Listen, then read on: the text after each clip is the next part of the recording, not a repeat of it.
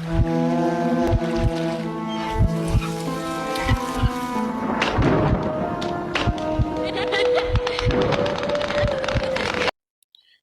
तो ज्योतिष क्या है जी। ज्योतिष वेद की चक्षु है। जी।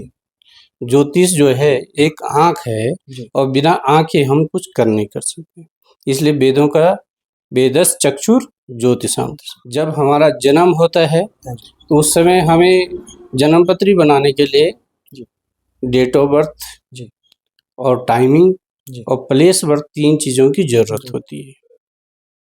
तो उसके आधार पर सब तय करते हैं कि इस दशा के अनुसार इस दशा में ऐसी घटना हो सकती है। स्वामी जी, आजकल ज़्यादातर मैं देखता हूँ और आप भी देखते होंगे कि ये जो जितने तरह आजकल गेमिंग है, ऑनलाइन प्लेटफॉर्म है गेम के, ड्रीम 11 है, माई सर्कल 11 है, कोई और है, इसमें काफी सारे लोग करोड़पति बनने के बड़े सपने देखते हैं। जैसे आजकल डेट में ड्रीम 11 में लगा रहे हैं लोग। बिल्कुल बिल्कुल।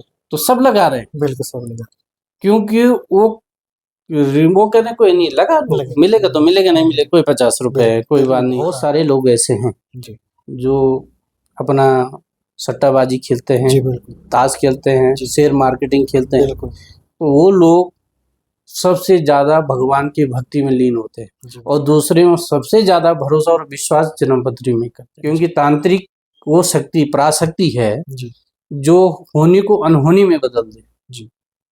नमस्कार, SI पॉडकास्ट में आपका स्वागत है। मैं हूं कृष्णा। आज हमारे बीच में है स्वामी आनंद प्रपन्नाचार्य जी, जो कि उत्तरकाशी से हैं, और आज आपको जो है पूरी जानकारी, ज्योतिष की पूरी जानकारी आपके साथ हम साझा करेंगे। जन्म से लेकर के मरणोपरांत तक जितने भी जगह आपके ज्योतिष शास्त्र यूज होता है उसके बारे में हम आपको जो है इनसे अवगत करवाएंगे। तो स्वामी जी, आपका बहुत बहुत स्वागत है। बहुत बहुत धन्यवाद आपका, आपके चैनल को सर धन्यवाद। देखिए, अभी ज्योतिष की बात अगर हम करते हैं, ज्योतिष में सबसे पहले जो मैं जानना चाहूँगा, वैसे जानते भी सभी जानते हैं कि ज्योतिष जो है वो शुरू से ही इंसान की जो पैदा होते हैं उसी समय से जो है उसकी ज़िंदगी के साथ आरंभ हो जाता है।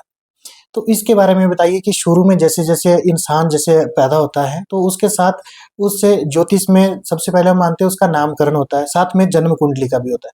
तो ये जन्म कुंडली से हम जानना चाहेंगे, जब जन्म कुंडली हम इसकी बनाते हैं, ये जरूरी होता है या नहीं जरूरी होता है? क्या इसके जरूरत है जिंदगी में? पहले तो ज्योतिष क्या है ज्योतिष वेद की चक्षु है। ज्योतिष जो है एक आंख है और बिना आंख के हम कुछ कर नहीं कर सकते, इसलिए वेदों का वेदस चक्षुर ज्योतिषाम।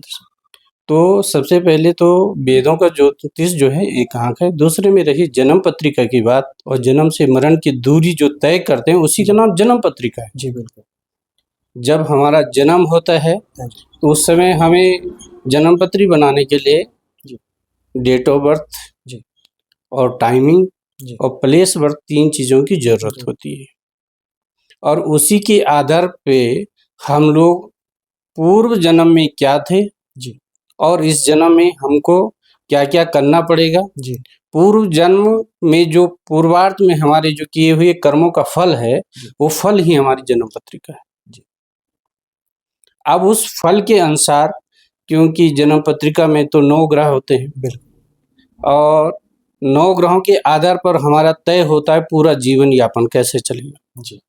फिर आप पंचांग की बात करेंगे तो पंचांग के अनुसार तिथि वार गणना, पहले जैसे आप कहेंगे तो ये बार नहीं हुआ, बारों का कोई गणना नहीं थी। बार की गणना राजा विक्रमादित्य के अनुसार से संवत्सर चले, बार चले, रविवार, सोमवार, ये बार चले। और जब ये बार चले तो उसी के आधार पर पूरी गणना करते हैं। पहले ऋषि मुनियां करते थे, समय की घड़ियां सूर्य के आधार पर करते। तो ये है उत्तर भारत में चलता है सूर्य सिद्धांत और दक्षिण भारत में चलता है चंद्रमा। चंद्रमा के आधार पर बनाते, वहां कृष्ण मूर्ति चलता है, यहाँ पराशर चलता है। तो ये 2 आधार ज्योतिष के आधार पर हम जन्म पत्रिका बनाते हैं। फिर उसकी तिथि, वार, नक्षत्र गणना ये सब करते हैं। किस नक्षत्र में पैदा हुआ तो क्या बनेगा, किस नक्षत्र में क्या हुआ तो क्या होगा जी। और फिर उसके लग्न के आधार पर, फिर उसकी राशि के आधार पर वो उसका जीवन कैसे यापन होगा जी।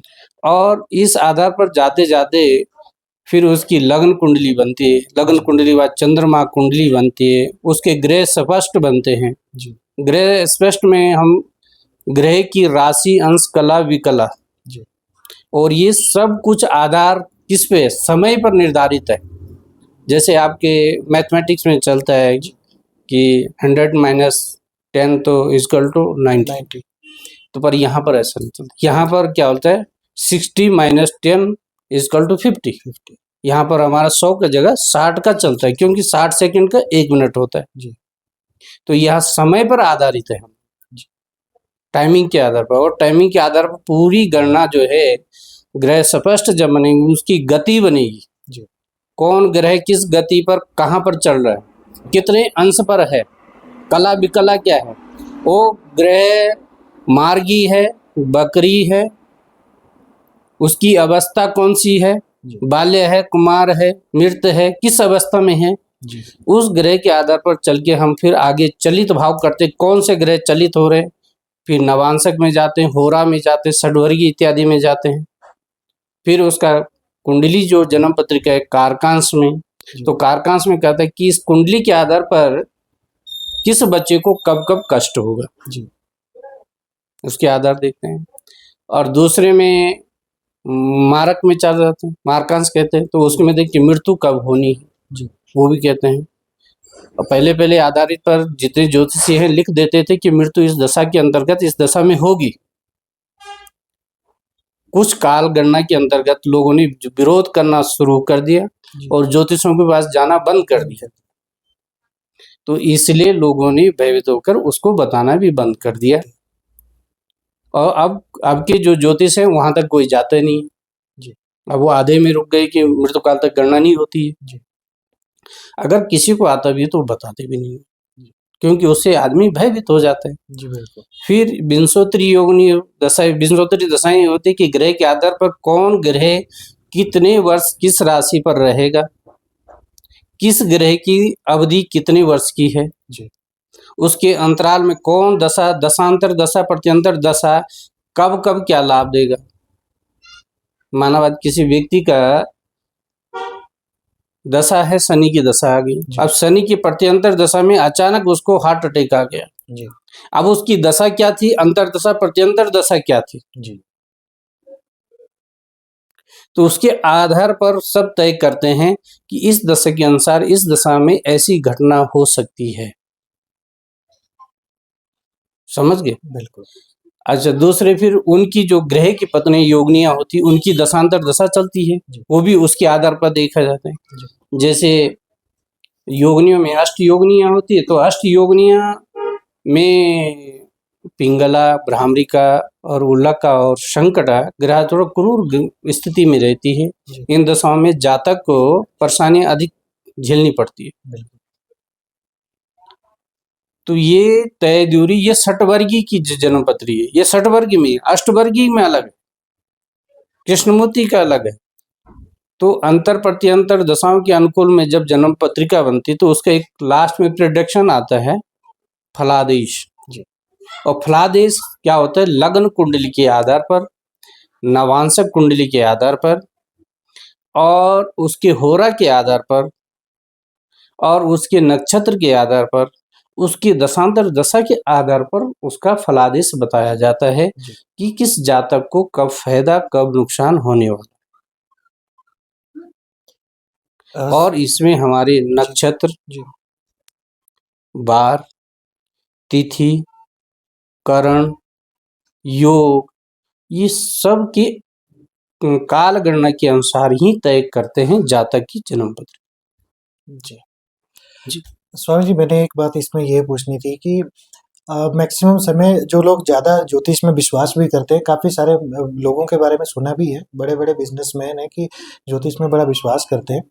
और मैंने ये भी सुना है कि कई अब नक्षत्र के हिसाब से, या जैसे कोई बच्चे का जन्म होता है या उसको प्लान भी कर सकते हैं कि बच्चे का जन्म मेरा इस नक्षत्र में ही हो, उस तरह से भी पॉसिबिलिटी हो सकती है कि जैसे 1-2 दिन आगे पीछे का डिलीवरी होता है, उसको प्रीमेच्योर कहीं पहले करवा लेते हैं हॉस्पिटल में कहीं, तो क्या ये चीज भी उसके ग्रह नक्षत्र पे मतलब फर्क पड़ता है इस चीज का? कोई फर्क नहीं पड़ता। अगर आप जो तिथि भगवान ने तय कर दी है जी। और उस तिथि से पहले आप करवा रहे हैं जी। तो आप आक्रमण कर रहे हैं, जी। विकास के साथ विनाश तय कर रहे हैं। जी। जो तिथि गणना के अनुसार परमात्मा ने पहले लिख दिया है, जी। उसको अगर हम छेड़खानी कर दी तो आपदा आ जाती है। जी। तो इसमें तो हमारा कहना यही है, जी। हम अपनी जिंदगी के साथ स्वयं खिलवाड़ कर रहे हैं। खिलवाड़। वो खिलवाड़ इसलिए कर रहे हैं कि वो बुद्धि भी परमात्मा उनको दे रहा है जी। कि वो भले के लिए हो रहा है कि बुरा के लिए, इसका फल तो बाद में पता चलेगा। जी बिल्कुल।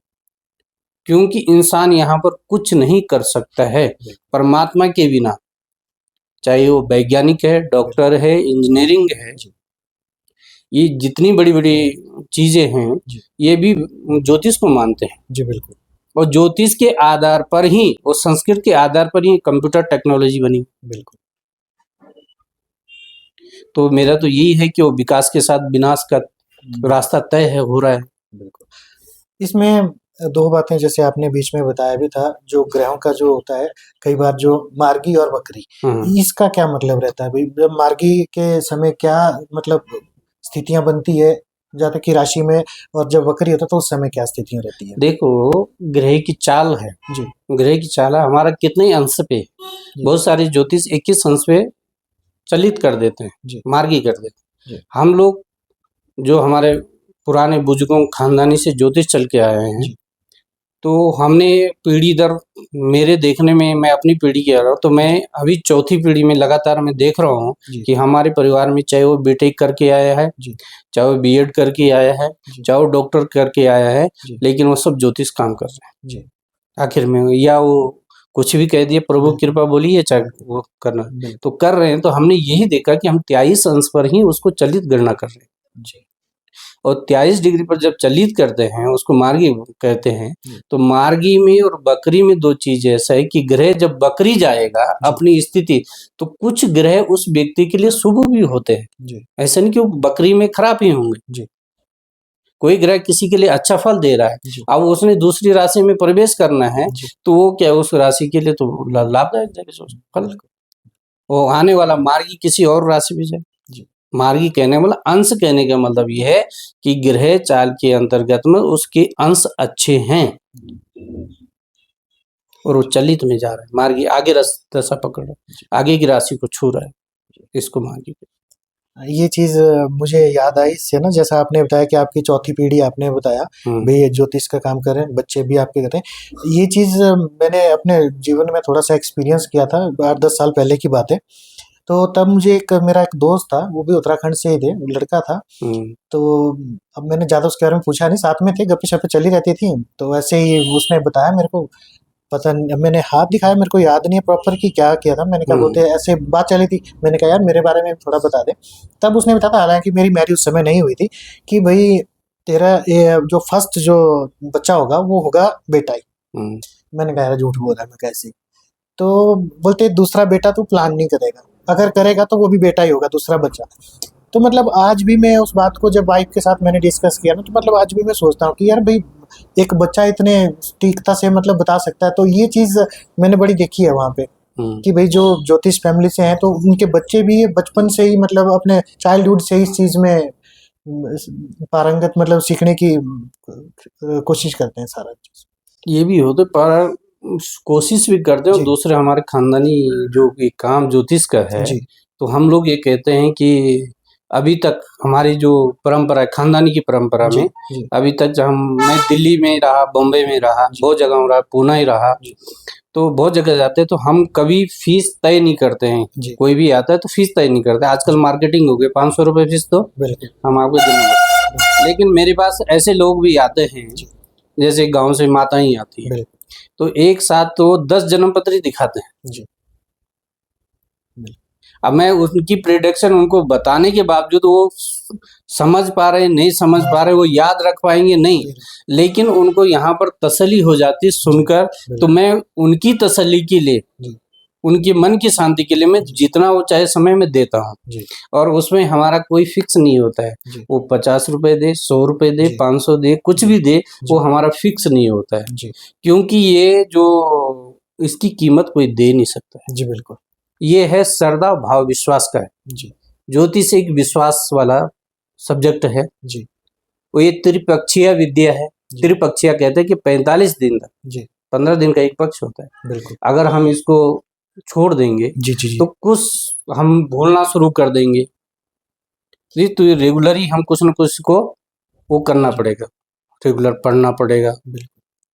अब जन्म पत्री का हिसाब से अगर मैं बात करूं, इसमें कई जैसे जन्म कुंडली के हिसाब से कई योग के हिसाब से भी जातक के जो है वो प्रभाव दिखता है। जैसे राजयोग कौन सी कुंडली में रहता है, ये मतलब किस तरह का?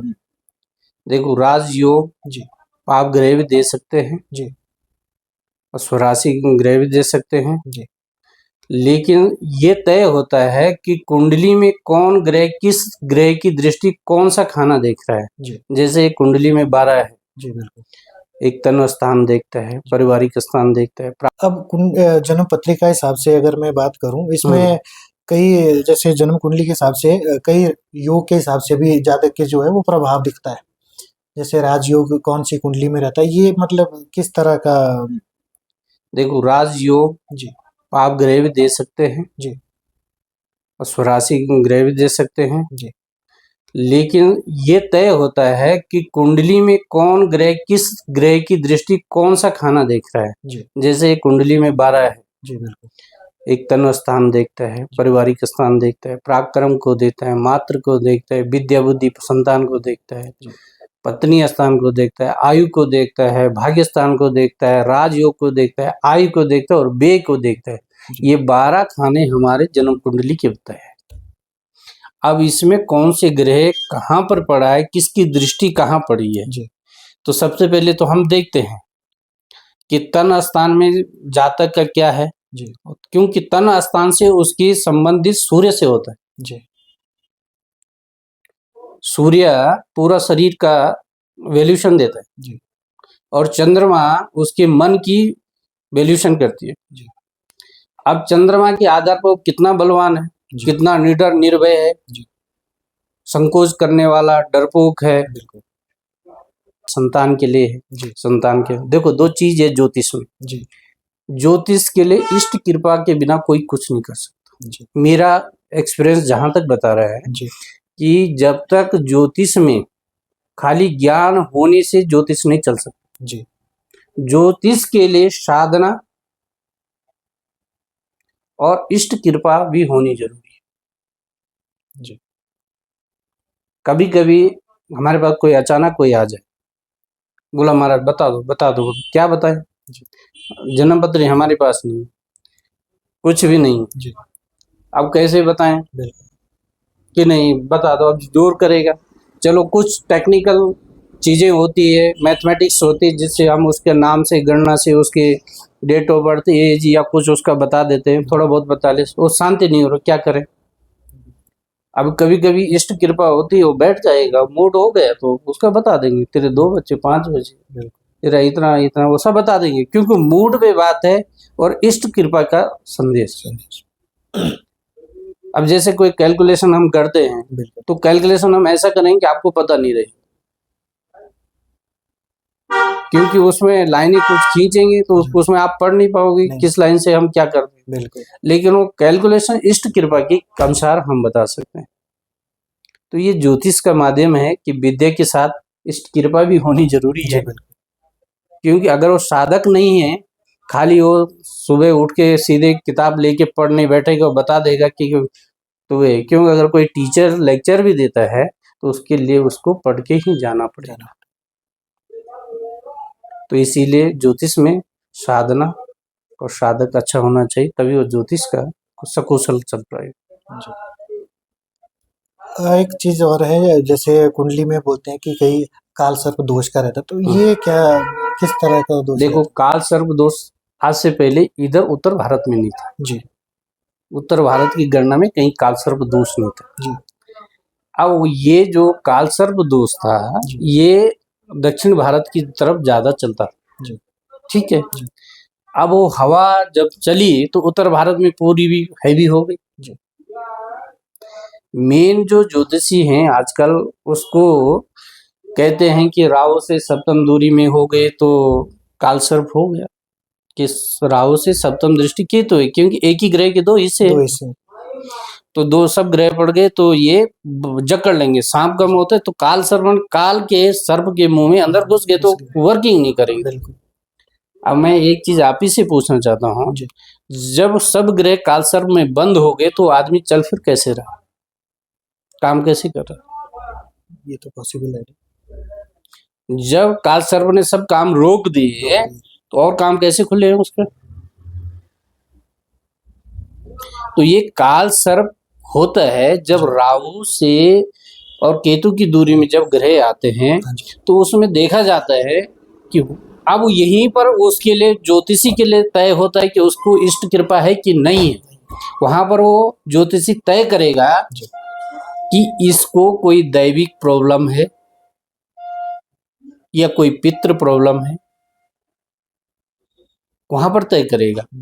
और ये ग्रह कालसर्प होते होते बहुत सारे कालसर्प के बड़े तेज और विद्वान, बलशाली, राजनीतिक बहुत अच्छे अच्छे हो जाते हैं। ऐसा नहीं कि कालसर्प सबके लिए खराब है, लेकिन कालसर्प उन व्यक्तियों के लिए खराब हो जाता है कि जो व्यक्ति दैविक परिस्थितियों से गुजर रहा है, पितृ परिस्थितियों से गुजर रहा है, ऐसे व्यक्ति के जीवन में अड़चने निश्चित हो जाती है। वैवाहिक के लिए या संतान के लिए या कार्य क्षेत्र के लिए उसके बहुत दिक्कतें आती है उसके लिए।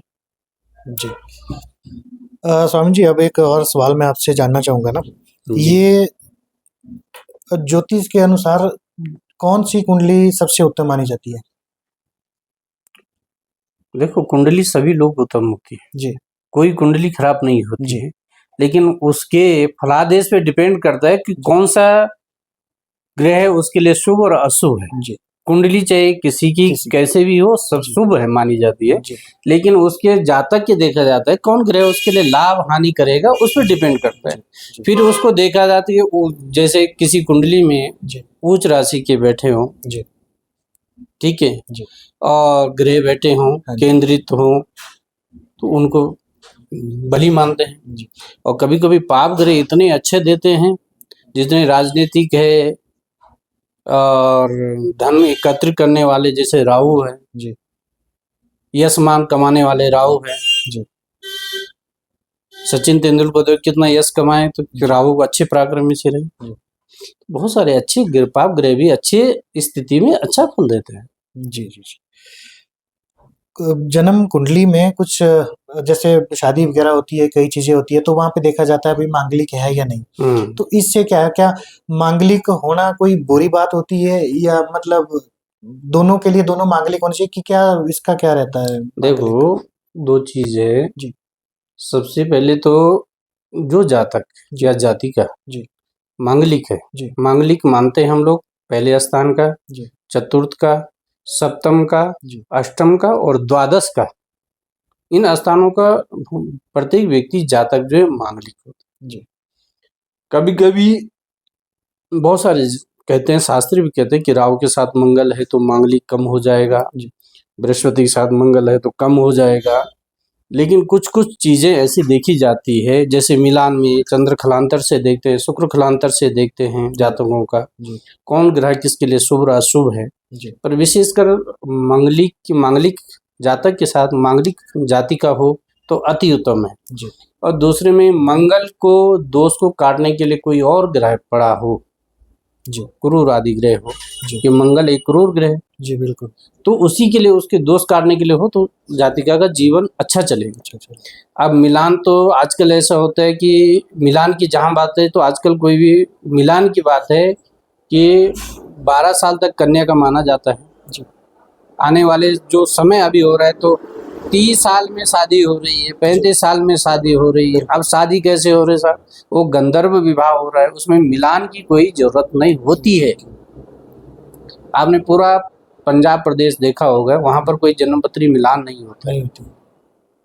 मैं पंजाब में भी रहा हूँ तो मैंने देखा लोग क्लाइंट आते हैं तो नहीं होता है, क्योंकि हमारी धारणा मंगल का विचार जो पूरे माइंड में सेट हो जाता है, जी जब सेट हो गया बिल्कुल तो बार बार वही चीज दौड़ेगी कि नहीं मैं मांगलिक था, ये मांगलिक नहीं है, तो पति पत्नी में झगड़ा हो जाएगा। बिल्कुल और जब तक ज्ञान नहीं है ना तो बहुत अच्छे से रहेंगे लोग। बिल्कुल लेकिन फिर भी एक ज्योतिष शास्त्र कहता है अगर हम लोगों को पता है, नॉलेज है, तो उसका उपाय कर देना चाहिए और उसका मिलान भी मंगलिक के साथ होना चाहिए या मंगल दोष को काटने के लिए चाहिए, ये जरूरी होना चाहिए।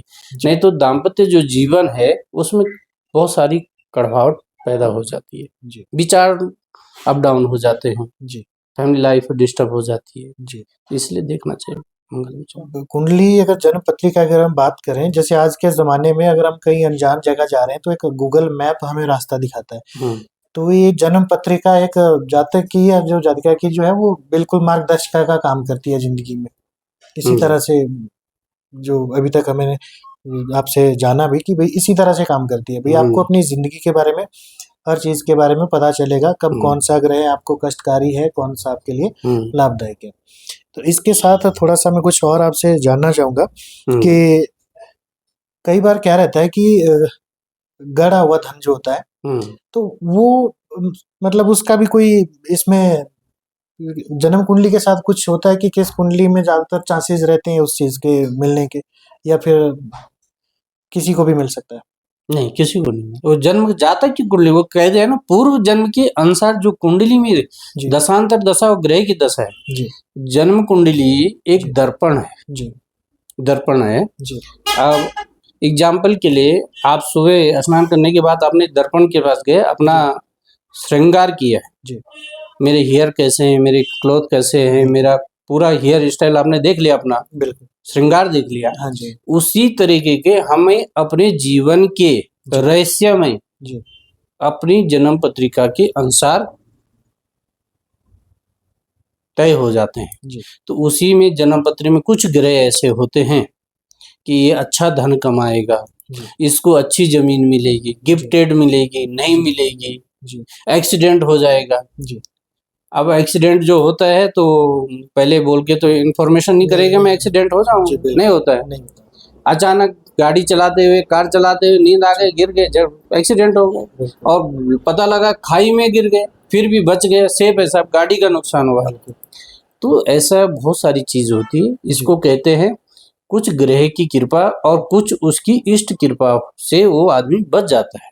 जी यहाँ पर दो ही चीजें हैं, हम कहते हैं अपराशित जो शक्तियां हैं हमारी जो दैविक है, क्योंकि हमारे हाथ में 3 ऋण पैदा हो चुके हैं पहले से, जन्म से। जी देव ऋण, देवताओं का, जी पितृ ऋण और ऋषि ऋण, गुरुजनों का। जी तो ये 3 ऋण से आदमी के जीवन भर ये है हमारे ऊपर। जी तो ये इसके आधार पर हम मूल हमारा कहाँ है, मूल है, पीछे से हम लेके जाए ना मूल, जी बिल्कुल तो हमारा मूल कहाँ है, हम नक्षत्र से पैदा हो गए सब, जी तिथि से पैदा हो गए। जी फिर हम पूरी कैलकुलेशन जाएंगे कौन सी ग्रह कब कब शुभ देंगे, जी अशुभ फल देंगे, उसके आधार पर हमें ही देखना पड़ेगा। अगर ग्रह अच्छा है, जी बहुत अच्छा है, शुभ संकेत है जी और वो काम कर रहा है, तो हो सकता है उसको मिल जाए। जी और बहुत सारे ऐसा है कि बहुत मेहनत करने के बाद भी उसको नहीं मिल पाता। जी स्वामी जी, आजकल ज़्यादातर मैं देखता हूँ और आप भी देखते होंगे कि ये जो जितने तरह आजकल गेमिंग है, ऑनलाइन प्लेटफॉर्म है गेम के, ड्रीम 11 है, माई सर्कल 11 है, कोई और है, इसमें काफ़ी सारे लोग करोड़पति बनने के बड़े सपने देखते हैं। तो क्या मतलब बिना मतलब हर कोई सट्टेबाजी के लिए मतलब इसमें करोड़पति अचानक से जैसे लॉटरी के लिए हर किसी की कुंडली में चांस होता है, या फिर कोई प्रॉपर किसी जैसे कोई ग्रह की स्थिति बताती है कि भाई इस जातक को जो है इस तरह से धन मिल सकता है? ऐसा होता है कि ग्रह की दशा के अंतरदशा प्रत्यंतर दशा होते हैं। जी देखो एक पार्टिकुलर जाएंगे, हम किसी का परीक्षण करें, एक सूर्य की दशा है, जी तो सूर्य के अंतर भी 9 ग्रह का अंतर आएगा जी और 9 ग्रह के अंतर में भी उनका भी 9 ग्रहों का अंतर आएगा, जी प्रत्येक अंतर प्रत्यंतर आएगा। जी तो किस दशा में उसको शुभ और अशुभ मिलेगा वो जी तय हो जाता है। जी जैसे आजकल डेट में ड्रीम 11 में जी लगा रहे हैं लोग, बिल्कुल बिल्कुल तो सब लगा रहे हैं, बिल्कुल सब लगा क्योंकि वो कहते हैं कोई नहीं लगा लो, लगा मिलेगा तो मिलेगा, नहीं मिले कोई 50 रुपए है, कोई बिल्कुल बात नहीं, हाँ वो चस्का है। बिल्कुल। तो आदमी अपने बारे में सर्च नहीं कर रहा है, जी, क्योंकि ज्ञान होना चाहिए अपने को जानने के लिए, जी बिल्कुल। और विज्ञान होना चाहिए दूसरे को जानने के लिए। जान हम विकास कर सकते हैं, जी, परीक्षण कर सकते हैं। जी, आप बातों से हमसे क्वेश्चन करेंगे, हम बताएंगे, हम आपसे करेंगे, आप बताएंगे, वो क्या है? विज्ञान है। विज्ञान। और स्वयं के में संतुष्ट होना, स्वयं के ज्ञान में सफलता प्राप्त करना, वो ज्ञान कहलाएगा। जी, अब कोई जितने सभी तो ज्योतिषी नहीं बनेंगे कि नहीं। मेरी कुंडली कैसे हो कोई, बिल्कुल। लेकिन बहुत सारे लोग ऐसे हैं जी, जो अपना सट्टाबाजी खेलते हैं, जी बिल्कुल, ताश खेलते हैं, जी। शेयर मार्केटिंग खेलते हैं। बिल्कुल। तो वो लोग सबसे ज्यादा भगवान की भक्ति में लीन होते हैं, जी, बिल्कुल। और दूसरे में सबसे ज्यादा भरोसा और विश्वास जन्मपत्री में करते हैं। जी, तो वो करेंगे कि तो वो फिर तांत्रिकों के पीछे पड़ेंगे, जी बिल्कुल। क्योंकि तांत्रिक वो शक्ति, पराशक्ति है जी, जो होने को अनहोनी में बदल दे। जी, तांत्रिक भी है, जी, और ज्योतिष भी वही तोड़ करता है कि होने को अनहोनी में बदल दे। जी, क्योंकि ग्रह आपके अशुभ फल दे रहे हैं, जी बिल्कुल। तो अशुभ फल के लिए भगवान ने बताया उसमें बिल्कुल। रोग है तो उपचार भी है, उपचार भी है। कि उसका समाधान कीजिए, आपको ठीक हो जाए, हो जाता है। जी बिल्कुल। तो जो वही चीज है कि ग्रहों के अनुसार ही उसको लाभ और हानि का योग रहेगा। और जो लगा रहे हैं आजकल के दिन में सट्टाबाजी कर रहे हैं, जो भी कर रहे हैं, जी, वो एक देखा देखी का गेम है और जी अज्ञानता का काम। बिल्कुल। इसके साथ-साथ सॉरी, इसके साथ-साथ मैं पूछना चाहूँगा अभी कि जन्म जैसे साढ़े साती की दशा आती है जातक के जो कुंडली में, तो काफ़ी सारे लोग काफ़ी सारे क्या मैक्सिमम लोग जो है डरते हैं उस चीज़ से कि भई अब साढ़े साती चल रही है तो पता नहीं क्या मेरे साथ बुरा होगा या क्या होगा। तो क्या ये साढ़े साती का जो आना है ये सिर्फ़ नुकसान या फिर दुखदाई होता है लोगों के जीवन में या खुशहाली भी लाता है?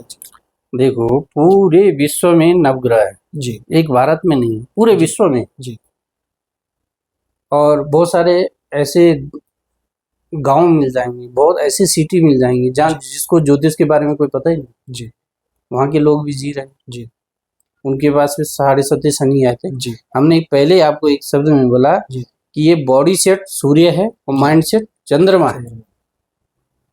ये दो चीजों पर हमारी बॉडी लैंग्वेज तय करती है। जी, हमारा जीवन का आधार चंद्रमा पे आधार करता है। जी, फिर एक ग्रह की बात जैसे साढ़े सती शनि आता है। हाँ जी, हाँ, जब साढ़े सती शनि आता है तो जी, शनि की दशा में बहुत सारी चीज, बहुत सारों को बहुत अच्छा होता है। जी, शनि आ गया, मकान बना रहा है, कर्जा हो गया सर, जी, भाई तुम काम करोगे तो कर्जा हो गया, कर्जा खर्च हो करो। किसी चीज का शौक रख रहे हो, गाड़ी खरीदोगे तो पैसे खर्च होंगे। बिल्कुल। तो ऐसा नहीं, लोगों की सोच अलग डिफरेंट हो गई है, जी, लेकिन उनको ये पता नहीं कि अगर ये शनि नहीं आता तो जी। मेरा मकान भी नहीं बनता। नहीं बनता। और शनि से लोग इतना डरते हैं, पूरा मकान लोहे पे खड़ा है, जी, पूरा स्ट्रक्चर लोहे पे खड़ा है, पूरी कार लोहे पे खड़ी है। जी, आपका जो मकान के फाउंडेशन होती है किस फाउंडेशन पे होती है? लोहे पे, लोहे सही। पे होती है। तो क्या शनि चलने का?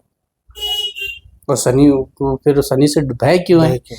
भय नहीं होना चाहिए, जी। उसका समाधान होना चाहिए, उपचार होना चाहिए। जी, अगर कोई परिवार का व्यक्ति 9 ग्रह है, जी, 9 ग्रह में अलग अलग दशा होती है, अलग अलग समय में अलग अलग प्रोडिक्शन होती है। जब जी, किसी ग्रह की दशा होगी फिर वो दूसरी की आएगी, फिर तीसरी की।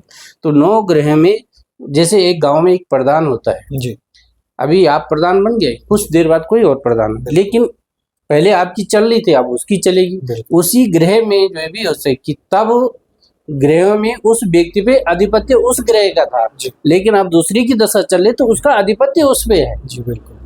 तो जब वो अधिपत्य उस ग्रह का है, मानवत एग्जाम्पल के शनि का है, जी, तो शनि के अनुसार शनि के लिए उसको क्या क्या खुशहाल करने के लिए उसको करना है, जी, तो जिससे उसका जीवन धन्य हो जाए।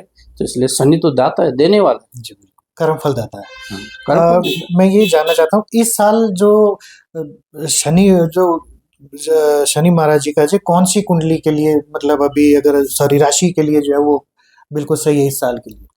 देखो, शनि की जो है सिर जी, की साढ़े शनि जो है मेष राशि पे चल रही है, जी, गर्भ की मीन पे चल रही है, जी, और पैरों की कुंभ में चल रही जी। और ढैया शनि सिंह की चल रही और धनु की चल रही है। जी।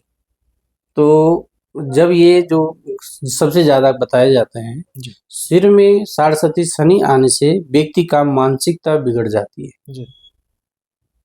मानसिकता बिगड़ जाती बिगड़ है जाती और जब मानसिकता बिगड़ जाएगी तो पूरा कंट्रोल बिगड़ बिगड़ जाएगा। जाती मान लीजिए जी। आपको कोई नई नई कार दी चीजें हाँ जी। और आपको गिफ्ट कर दे और आपको बोल दिया आप चलाइए इसको, जी। और थोड़ी देर बाद फोन करके कह दे कि जो कार मैंने दी है उसमें ब्रेक नहीं, तो आप क्या चलाओगे कि नहीं? बिल्कुल नहीं चलाएंगे। नहीं चलाएंगे।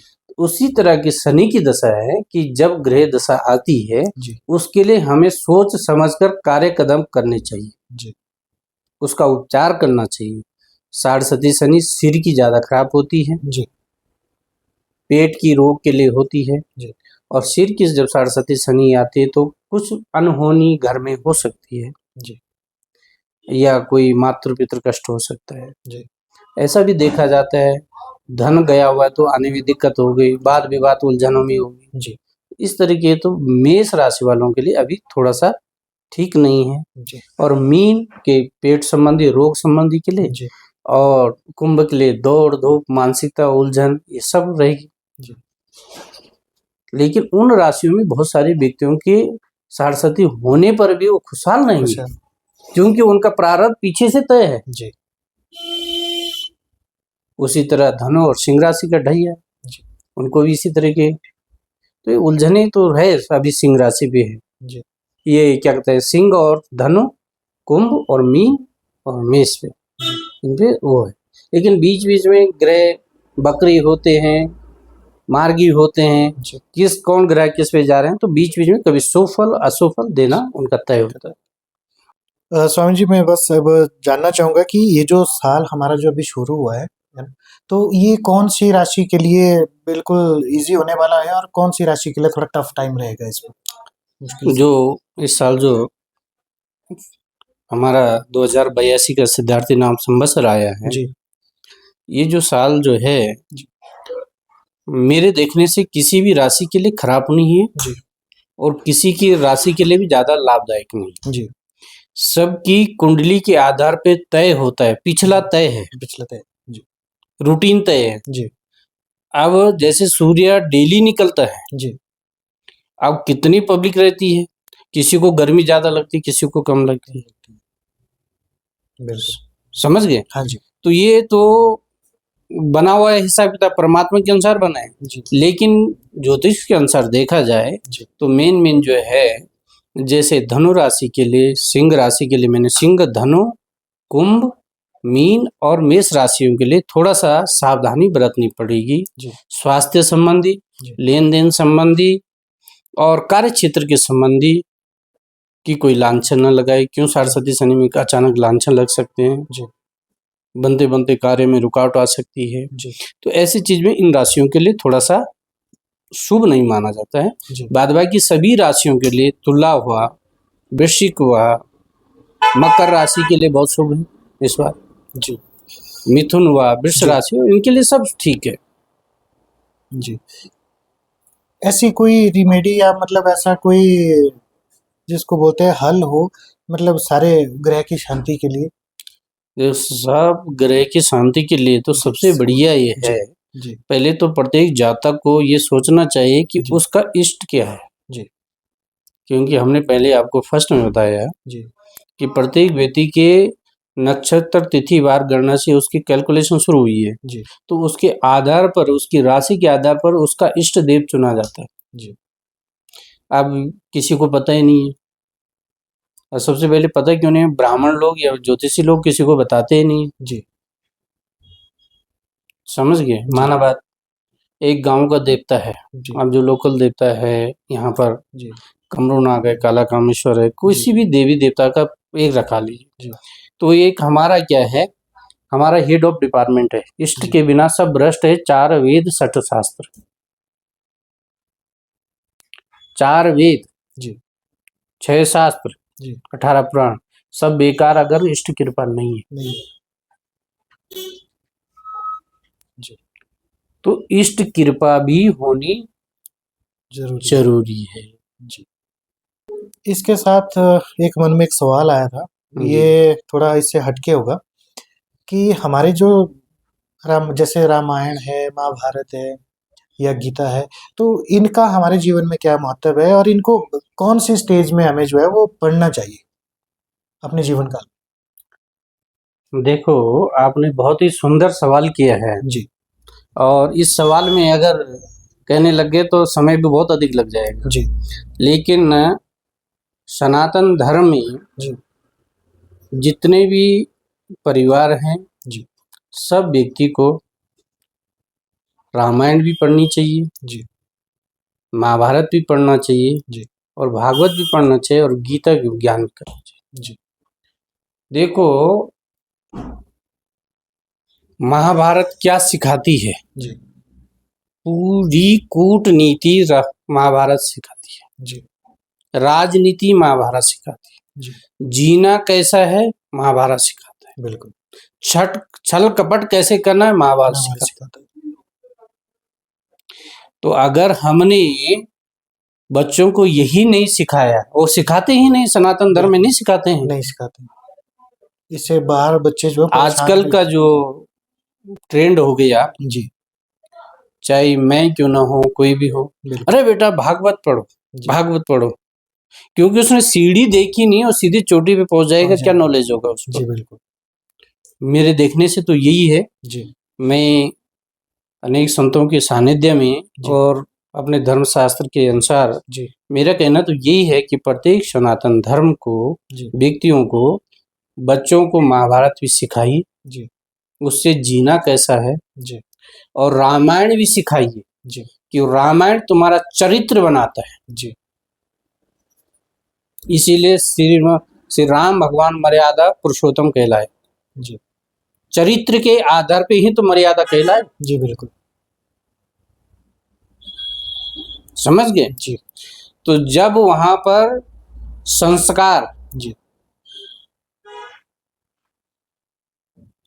जड़ अच्छी होगी तो हमारी रामायण भी अच्छी होगी, जी, और रामायण हमारे चरित्र अच्छे होंगे तो हमें मोक्ष जो है श्रीमद् भागवत भी अच्छा खिलाता है। जी, तो ज्ञान तय मोक्ष प्राप्ति के लिए श्रीमद् भागवत बनी, और श्रीमद् भागवत जो है वैष्णवों का धन है।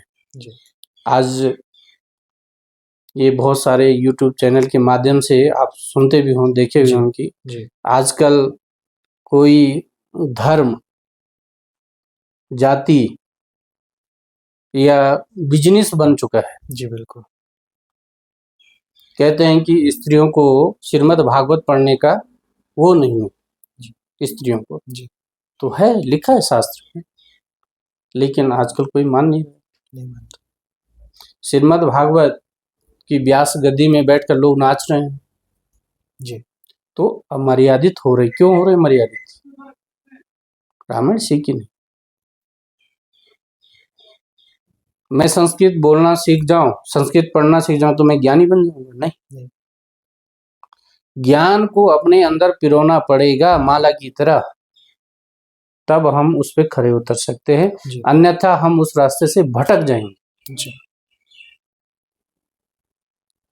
धर्म परायण पे कैसे चलना है, जी, मोक्ष के रास्ते गए तो गीता भी पढ़नी चाहिए हमें। हमारा कर्तव्य निष्ठ क्या है परिवार के प्रति, जी, दायित्व क्या है, ये सब कौन सिखाता? गीता से सिखाता। जी,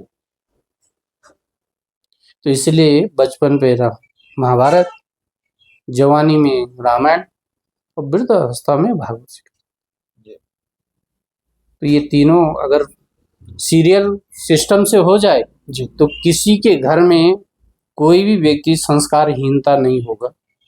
जी, संस्कार भी रहेंगे और संस्कृति भी रहेगी, और जब जिस घर में संस्कार और संस्कृति मूल जड़ अच्छी है वहां कोई ही दिक्कत नहीं। आजकल खासकर यही चीज़ है स्वामी जी, हम देखते हैं कि संस्कारों की काफ़ी कमी पड़ रही है। हमारे जो सनातन जो धर्म है, इसमें लोग इतना ध्यान नहीं दे रहे। इन चीज़ों के ऊपर मतलब इसको मानते ही नहीं है कि ये ऐसा है, बेकार है। मतलब अगर उनको अगर बताते भी हैं, फिर भी इसके ऊपर ज़्यादा फ़ोकस नहीं करते। तो मतलब ये जो संस्कार जो हमारे आएँगे, जैसा आपने बताया कि ये बचपन से आएँगे, परिवार से आएँगे, कोई बाहर वाला हमें नहीं सिखा सकता। अगर परिवार संस्कार ही है पहले से, तो बच्चों में ऑलरेडी संस्कार आएंगे। तो जरूरत है आने वाली पीढ़ी को कि वो इस चीज को जो है वो साथ में लेके चले अपने बच्चों को। जैसा आपने बताया कि कौन सी उम्र में, कौन सी स्टेज में जीवन के जो है कौन सा अध्याय, कौन सा ग्रंथ या अपने रामायण या महाभारत कौन सी उम्र में जो उन्हें बतानी है, तो इससे उनका थोड़ा भला भी हो जाएगा। और दुनियादारी जिस तरह से चल रही है वो थोड़ा सीखेंगे भी इस बारे में कि दुनिया चलती कैसे है। ये बड़ा इजी हो जाएगा उनके लिए, क्योंकि आजकल काफी यंगस्टर ऐसे उनको पता ही नहीं है दुनियादारी का। जैसा आपने बताया कि सिर्फ पढ़ने से दुनियादारी नहीं समझ आती है, हर चीज समझ नहीं आएगी, वो बाकी चीजों की भी जरूरत होती है, उसमें हमारे संस्कार उसमें बड़ी अहमियत रखते हैं। स्वामी जी, अब एक आखिरी सवाल तो मैं नहीं कहूँगा, लेकिन एक मेरे मन में आया है कि जैसे शादी हो जाती है, जब की शादी हो गई, उसके बाद जन्म पत्रिका के हिसाब से दोनों का अलग अलग चलेगा या एक कंबाइन जो ग्रह दशा चलती है जीवन काल में उनके? देखो, इसीलिए पहले ही कुंडली में 12 खाने बना दिए। जी जातक के सप्तम भवन से पत्नी को देखा जाता है जी और जातिका के से सप्तम भवन से पति को देखा जाता है। जी कर्मवत तो पिछले ही चलेंगे, जी लेकिन उनके सप्तम भवन से पता चलेगा जी एक दूसरे के लिए कितने अच्छे और बुरे, लाभ और हानिजनक रहेंगे, जी साथी कितने अच्छे रहेंगे, जी उससे तय हो जाता है। शादी में इसमें थोड़ा सा एक और सवाल आ गया बीच में कि अब शादी का हम जब मिलान करते हैं, कुंडलियों का मिलान करते हैं, उसमें गुण देखे जाते हैं। बोलते हैं 36 गुण सबसे ज्यादा जो मैक्सिमम होते हैं। तो ये कितने मतलब सही है कि भाई कितना गुण इंसान के मिलने चाहिए, ये जरूरी होता है या फिर कुछ और चीजें भी इसमें देखी जा सकती है? बहुत सारी चीज तय होती है। 36 गुण में से 36 गुण तो लगभग किसी के नहीं मिलते जी हैं, और दूसरे में ऐसा है कि अधिकतर 17-18 गुण मिल जाए तो शादी कर लेते हैं। जी दूसरे में बात ये हो जाती कि ग्रहों की मिलान, एक दूसरे का मिलान अच्छा है। जी मेरा अपना प्रोडिक्शन है जी कि अगर ग्रह का एक दूसरे के समदर्शी हैं जी तो हम तो ऐसा है कि कहीं उसको देखा, जोड़ तोड़ देख के अगर कुंडली के अनुसार एक दूसरे के सहयोग बन रहा है जी तो 10 गुण के लिए भी हम शादी के लिए तय कर देते हैं। जी क्योंकि कुछ किसी जाति वर्ग के लिए कोई चीज नहीं है। जैसे नाड़ी दोष ब्राह्मणों के लिए होता है, जी बिल्कुल। अब वही नाड़ी दोष हम शूद्र के लिए नहीं कर सकते। जी वर्ण दोष क्षत्रिय के लिए, वही हम वर्ण दोष जो दूसरे। लेकिन विशेषतर देखा जाए तो वर्ण विचार हर जाति में करना चाहिए। जी अगर उच्च वर्ण का स्त्री हो जाए, जाति का हो जाए, जी और नीच वर्ण की जातक हो जाए, जी तो ऐसे परिवार में भी बड़ी हलचल मच जाती है जी जीवन में। जी तो इसलिए वर्ण विचार हर क्षेत्र में करना चाहिए जी और नाड़ी विचार भी करना चाहिए। अब हमने बोला 10 की बात, जी तो हम देखते हैं कहाँ पर कोई एक का दुक्का मिल जाता है ऐसा है जी। कि जहाँ पर नहीं है कि चलो, बहुत सारे लव मैरिज वाले होते हैं जी बिल्कुल। कि साहब करनी है तो करनी तो करो, या तो फिर अपना नाम बदलो, स्त्री का नाम बदलो। जी क्यों स्त्री का गोत्र बदल रहा है तो नाम बदल के कर रहे हैं, आजकल ट्रेंड चला है, जी बिल्कुल। तो इसलिए वो करते हैं। तो इसलिए कोई 36 गुण में से 36 गुण की जरूरत नहीं है, जी वो 17-18 गुण में कर सकते हैं। और फिर ये विचारों पर उनके डिपेंड है, किन्हीं के गुण मिलने ना मिलने पर भी लोग कर रहे हैं, जी जी जी बिल्कुल। और कर रहे हैं, फिर उनकी लाइफ कैसे हो रही हो तो वही जान सकते हैं। ये बात अभी बीच में आई थी हमारे में, गंधर्व विवाह, तो इसमें कोई कुंडली का कोई रहता है, कोई योगदान बीच में? देखो, गंधर्व विवाह की जहाँ हम बात कर रहे हैं, जी जो गंधर्व विवाह किसे कहते हैं, आपने देखा होगा आजकल ट्रेंड क्या है शादियों का, खाने का संस्कार नहीं है जी, पूजा का संस्कार नहीं है, बिल्कुल। तो विवाह गंधर्व भी होंगे। जी आदिवासी विवाह गंधर्व विवाह होते हैं। जी, आदिवासी क्या करते हैं, माला पहनाई, माला पहनाई, मीट मच्छी खाएंगे, बिल्कुल शिकार करेंगे जी। और वो करेंगे, शादी हो गई। बिल्कुल उनको पता है कि ये शादी है मेरा, ये शादी, बिल्कुल। वही गंधर्व विवाह। जी इतने हैं, वो आदिवासी जंगलों में रहते हैं, हम लोग मकानों में रह रहे हैं।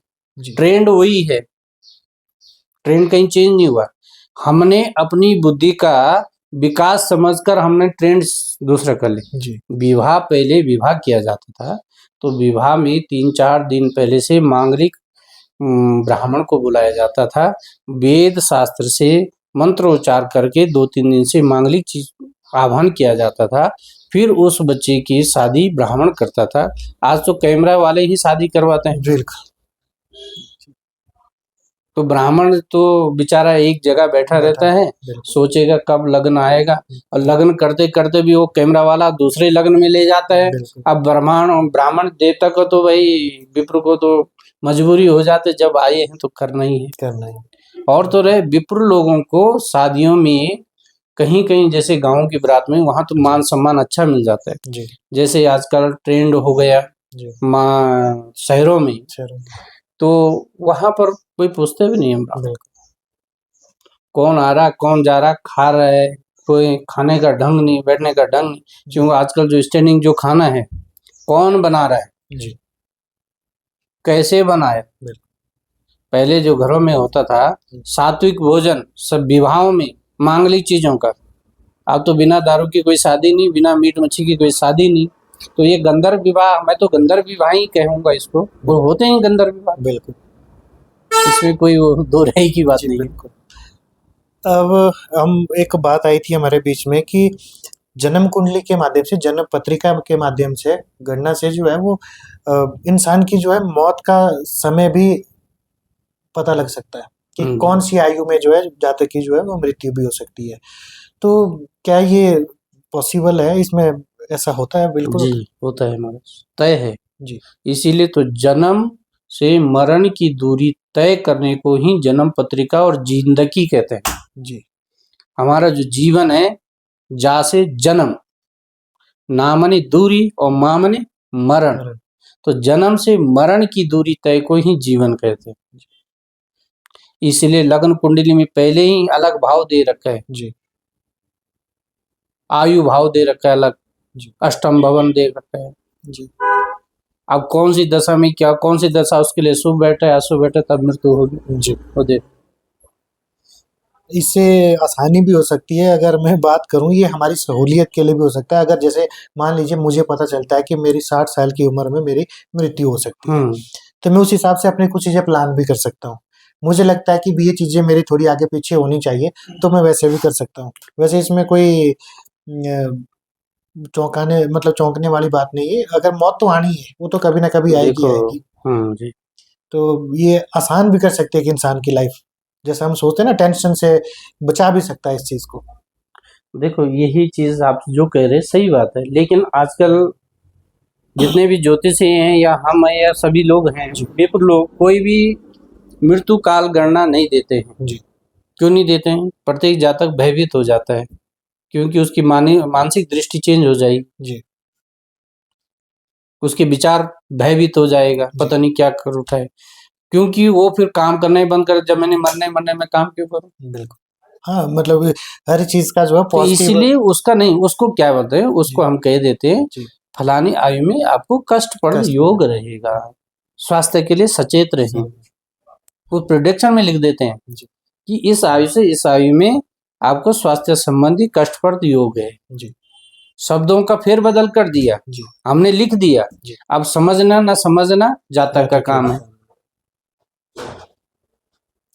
अच्छा, इसमें एक और चीज़ मेरे जो मतलब मन में चल रही है कि ये जो मृत्यु का जो समय आपने बताया, क्या ये एक ही समय आता है मतलब जीवन काल में, या 2-3 समय, ऐसे ज़्यादा समय भी रहते हैं? जैसे चांसेस हम बोलते हैं कि पहला चांस होता है, दूसरा, तीसरा चांस, कुछ ऐसा भी होता है, या एक ही समय निर्धारित जो होता है निश्चित मृत्यु है का? वो निश्चित है। कभी ऐसा भी होता है कि भाई 99% जो मरने के चांसेस होते हैं और 1% बचने का चांस होता है? देखो कुछ ऐसा ऐसा भी समय, ऐसे भी ग्रह दशा ऐसा होता है, कुछ ग्रह दशा कारकांश होते, कारकांश हो मृत्यु तुल्य कष्ट उसमें, इसलिए पहले कुंडली मैंने फर्स्ट में बताया था, जी जी कारकांश मारकांश कुंडली तय होती है। जी तो कारकांश मारकांश कुंडली तय करते हैं कि कब कब कष्ट होगा अधिक, मृत्यु तुल्य कष्ट कब होगा, जी और मारकांश में मृत्यु कब होगी वो तय है। जी लेकिन कष्ट कभी ज्यादा आ जाते हैं, मृत्यु तुल्य कष्ट आ जाते जी हैं ग्रहों की दशा के अंतर्गत में। जी अब जब ऐसा आता है तब उसको बहुत ज्यादा कष्ट झेलने पड़ते हैं। जी तो जो मृत्यु है वो निश्चित समय परमात्मा का, क्योंकि सब कुछ भगवान ने जब लिखा है, जी पूरा ब्रह्मांड जी जीव जी मनुष्य हो या और जलचर हो, थलचर हो, जितने जीव है, बिल्कुल कभी किसी को एक जैसा बनाया, जी एक जैसी बुद्धि दी, नहीं एक जैसे एजुकेशन दी? सबको एक जैसे एजुकेशन मिलने के बाद भी उनकी एक जैसी बुद्धि नहीं है। जी बिल्कुल समुद्र का पानी क्यों खारा होता है? अनेक प्रकार की नदियां जब उसमें मिल जाती है जी तब वो खारा हो जाता है। रस स्वाद जी अलग अलग है ना, बिल्कुल तो इसलिए किसी भी व्यक्ति का जन्म भी निश्चित है और मृत्यु भी निश्चित है, खाली बहाना बनता है। जिस व्यक्तियों के कर्म संगति अच्छा है, कर्म संगति अच्छी है, संस्कार अच्छे हैं, जी संस्कृति अच्छी है, जी अगर उसको कष्ट भी हो जाए ना तो भगवान आराम से तय करवा देते हैं उनकी जीवन यात्रा। कोई कष्ट नहीं होता है ज्यादा, जी क्योंकि हमारे कर्म फल पर ही प्रधान है। जी अगर हम कर्म अच्छे करेंगे तो फल हमें अच्छा मिलेगा। जी यही स्वर्ग है और यही नरक ये नरक है। है। इसमें एक सवाल और उठता है मन में हम्म, कि जो हमारे कर्म होते हैं, क्या ये कर्म जो हमारे मतलब मृत्यु को टाल भी सकते हैं, जिस तरह से हम कर्म करते हैं अपना? नहीं, मृत्यु टलती नहीं, मृत्यु निश्चित है। आप जैसा कर्म हम करें। अपना पुण्य जमा करते हैं, जी। हम धन कमाते हैं ना, जी बिल्कुल कहाँ रखते हैं? बैंक में रखते बैंक हैं। में अब कब धन निकालते हैं? जब जरूरत पड़ती है। जब जरूरत पड़ती हाँ है। जी तो उसी तरह का हम अपने जीवन में पाप और पुण्य करते हैं। जी एक दिन में हम चलते हैं, जी चरे वेती कार्य करते हैं, किसी को झूठ बोल देंगे, किसी को गाली दे देंगे, किसी को असत्य बोल देंगे, किसी को सत्य बोल देंगे, किसी को प्रेम जताएंगे, जी किसी का सुख बांटेंगे। जी तो इस कर्म के अंतर्गत में हमारे पाप पुण्य तय होंगे, जी और उन पाप और पुण्यों के से पाप करेंगे, जी हमें कष्ट ज्यादा झेलना पड़ेगा, तय दूरी वही जिंदगी का तय करना पड़ेगा। जी बिल्कुल और कष्ट भी, क्योंकि हमारी जिंदगी तय है कि हमने 10 साल में मरना है, जी तो हमको बुद्धि ही भगवान ऐसा दे दे कि हम उल्टे काम करना शुरू कर दें। जी बिल्कुल जो आतंकी बन रहे, क्यों बन रहे? आतंकी इसीलिए बनते जो आजकल नशा कर रहे हैं, क्यों कर रहे हैं? संस्कार विहीन हो गए। जब यहीं से जड़ से ही पैदा हो गए, और सेब का जो जड़ होता है, जड़ से टहना दिखे, उसको तुम खाद अच्छी दोगे तो वो भी फल देगा, नहीं तो देखो ये सूख जाएगा, इधर फल आ जाएगा, ग्रोथिंग कम हो जाएगी। तो ये इसमें बात अभी संस्कार की आई है बीच में, तो संस्कार का मूल आधार क्या है? वैसे अगर मैं बात करूं हमारे सनातन संस्कृति में, हमारे जीवन में संस्कार शुरू में मिलते कहाँ से हैं? देखो, संस्कार तो जननी से मिलते हैं, माता से मिलते हैं। जी मूल आधार माँ है, जी मूल आधार माँ ही हमको संस्कार देती है, जी और दिशा हमको पिता बताता है, जी और संस्कृति पूरे जीवन में हमें सब दुनिया दिखा रही संस्कृति क्या है। जी माना बात, एग्जाम्पल के लिए मेरा घर कहीं है, जी मेरे पड़ोस में कोई अच्छे लोग हैं, बिल्कुल डेली पाठ पूजा हवन कीर्तन भजन होता है, जी तो मैं एक दिन ना एक दिन वहां तक पहुंचूंगा, क्योंकि ये क्या है? संगति है, संगति ये संगति का स्कार। जी उस संगति से क्या होने? संस्कार हो गए, फिर जी ये तय हो जाएंगे। जी वो अगर कहीं और कुछ चल रहा है वहां पर, जी तो वहां भी हम चले जाएंगे, लेकिन हम गलत तरीके संगति में चलेंगे। जी तो दिशा और दशा दोनों चेंज करने वाली है, जी समझ के बात? जी बिल्कुल तो इसलिए माँ बाप से ही मूल रूप से तो माता पिता को अपने बच्चों पर ध्यान देना चाहिए, जी और वहीं से पूरा वो होता है। थोड़ा सा एक सवाल मेरे मन में और आ गया है बीच में कि देखिए, जब बच्चा जब गर्भावस्था में जब होता है बच्चा, तो मतलब पैदा होने से पहले की बात है, तो इस पे क्या जो माँ होती है उसको कुछ बातों पे ध्यान देना चाहिए? कि बिल्कुल शुरू में जैसे वो दृश्य देखेगी, या फिर कई बातें मैंने ऐसी सुनी है कि अगर आपने अपने सामने कोई फोटो भगवान की लगाई है, तो बच्चों में नेचुरल सी बात है कि कुछ वैसा ही उसके ऊपर प्रभाव दिखेगा, या आपने कुछ और चीजें सुनी है, या गाली गलौज वाला माहौल रहता है, तो वो ऑटोमेटिकली बच्चों में वो चीजें आ जाती है। क्या ये सच है इस तरह से? बिल्कुल सही है। आप देखा होगा कभी कोई व्यक्ति बुजुर्ग जब मरते हैं तो कहते हैं इसको गीता का पाठ सुनाओ। जी। सुना है? हाँ जी, बिल्कुल। भागवत गीता सुनाओ, जी। गौदान करो। जी, क्यों बिल्कुल। कहते हैं? क्योंकि इसकी मृत्यु सार्थक बन जाए। जी, जीव की मृत्यु नहीं होती है, शरीर की मृत्यु होती है। बिल्कुल। वो जीव कहीं दूसरा रूप ले ले, जी, प्राणवायु बिल्कुल। कहीं दूसरी जगह आ जाए। तो उसी तरह के जब स्त्रियां गर्भवती होती है जी, तो उनको अच्छे संस्कार, अच्छे से अच्छे परिवार में जब रहती है, जी, कोई रामायण सुनती है, जी,